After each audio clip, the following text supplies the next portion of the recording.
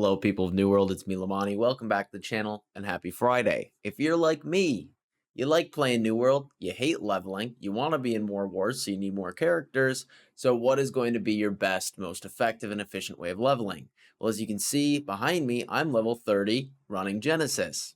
Spoiler alert, it's not going to be this way, but you can heal. Kinda running a Genesis at 30. You can get timeless shards. The loot isn't max level, but you do get a little bit of XP. Once you hit 49, you could go about doing some faction missions. We'll talk about that later. Now, what is going to be your most effective method? I got a couple different things for you. Okay, well, the most obvious one that a lot of people are going to say in the comments is, Lamani, just go and do your main story missions. Yes, you need to do these, but I honestly don't want to do them half the time, and these will be really fast if I hit 60 and just fly through. This gives me 5k XP to do this. It does take a little bit of time. I gotta go run around, and sure, you can get some done and get some side quests done, but by the time you do it all, you've ran around, you go and discover your new shrines that you can now teleport from or do other quests, and then sure, you get some XP collecting things or killing mobs. It's just a lot of active effort.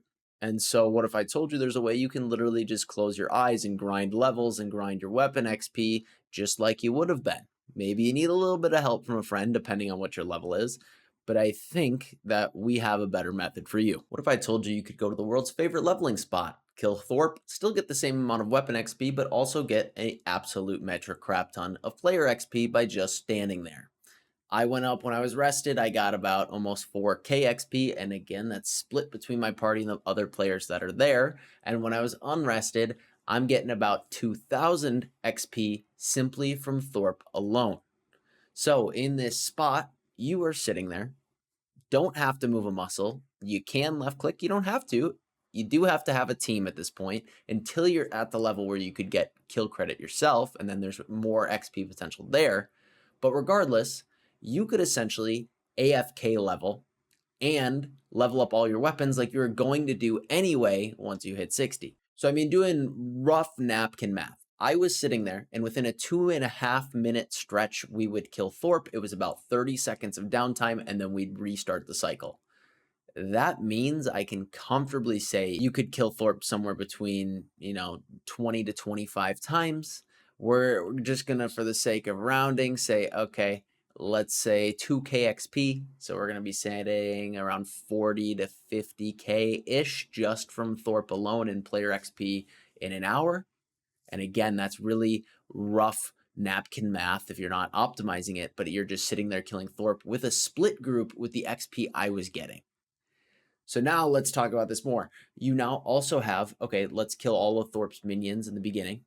And now you have the farming phase where you can get all the corrupted and just have people in your group sit there killing back and forth and back and forth. I mean, I normally farm up 1,000 weapon XP if I'm actively playing in that cycle. So now you're getting player XP as well. Now, the real big way to optimize it is killing Thorpe, obviously. Ideally, it's going to be hard on a fresh start server, but you are there with one other person, and that other person is helping you farm. They also might need some weapon XP, so that's their reason to be there.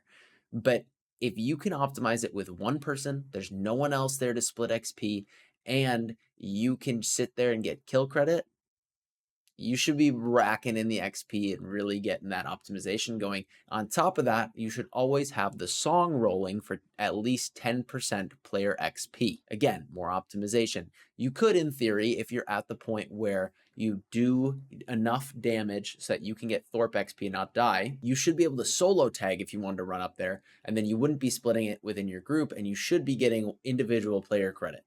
Again, you need to test it. It's a little hard when there's that many people there. You can pretty much AFK. You can take 5 to 6 shots from everything, even though they're skulled at, I was again 29, 28 at this point. And so you don't really have to worry. Now, the other methods that I'm going to talk about, you got to worry, you got to be active, and you actually have to play. So there's the toss up of in this position, you now can level pretty passively, level up weapons. You get some free money, free drops, things like that. Hang out with your friends. Is it a little boring? No, because I could put a Netflix show on the side.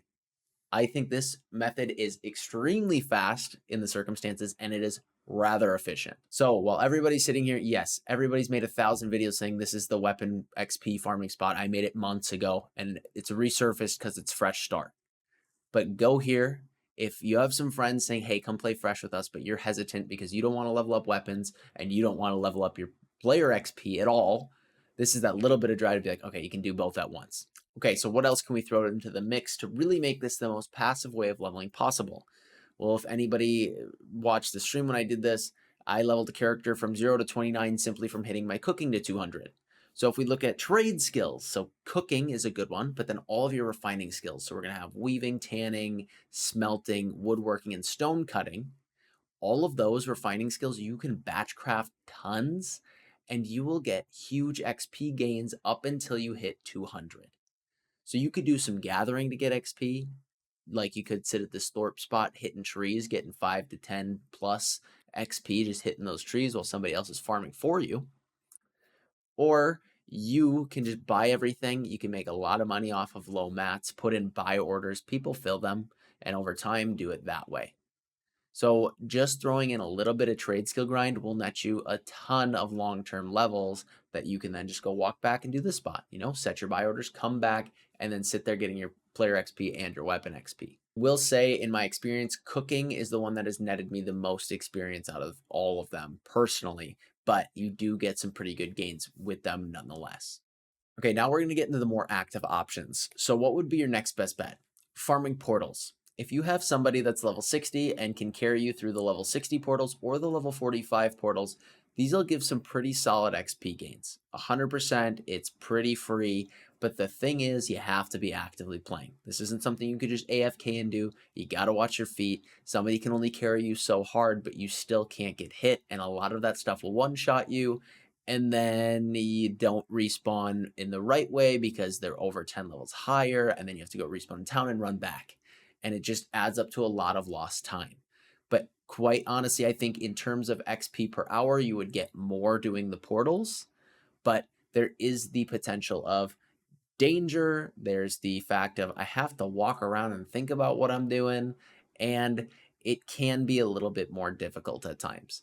So in general, if you were in a little group, maybe even clearing the lower tier portals, I think this could net you pretty good gains and you wouldn't die. But if you really want to optimize it, go for those level 45 to 60 portals with a carry group. I mentioned this in the beginning, but I did get into Genesis at 30 and I could hit a pretty girthy 1K Divine Embrace. In theory, you get a little bit of XP in there. Was it anything to write home about? No. Each boss was giving me about 700 to 800 XP. And then each mob was only giving me a max of 30. And all the mini bosses didn't give the hundreds. They only gave 30. So it wasn't a ton. But you can get pristine gems. You can get timeless shards. You do get gear that's your level. And you can get crafting mods. So there is that. What I will say about running a Genesis or a lower level dungeon, I'd love to see what else people decide to try and see if there's some weird XP things that they could do in something like Tempest or the Ennead. If you could get out there, I don't think there's a way you could unless your party spawned you there. But I think with this, the only real way to make it worth for something like Genesis is when you go to the town at level 49, you can start picking up Genesis faction quests. Depending on how much XP that those quests give, this could have some potential gains that would surpass other options. It would be dependent on that. But once we hit 53, regardless of what we choose to do, this is where things start to take off.